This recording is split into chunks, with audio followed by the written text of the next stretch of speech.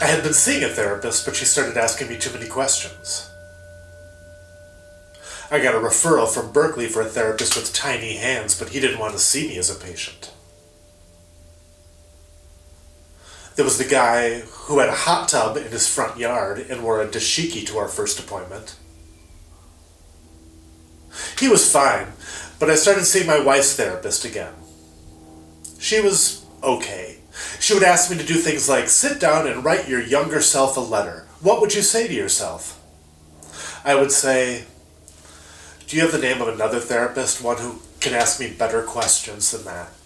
She would laugh, and I'd come back the next week, and we'd kind of get to the same point, and I'd say, is there any other therapists you know? And this was actually our relationship, of me constantly asking her for the name of, say, a better therapist than she was. She was very nice and we got along fine. One day during an appointment, she dropped something and she asked me to pick it up. I bent over, it was an envelope, I handed it to her, and she said thank you.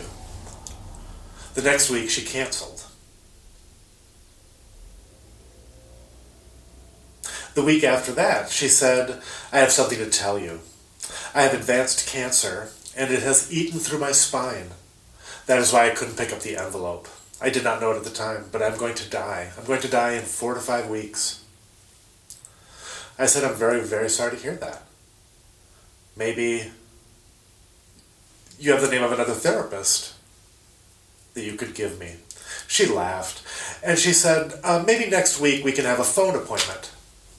I said, fine.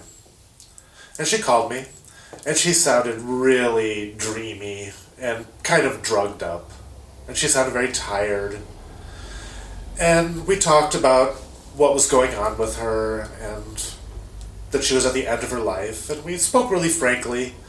And I asked her, what is it like for you now? What is your experience? And she said that she's having a really blissful experience, that everyone is just pouring love and admiration and support on her. And she's just in a total state of bliss all the time. She gave me the name of another therapist. And she said, Tim, I just want you to know one thing, and that is, I'm not going to charge you for this appointment.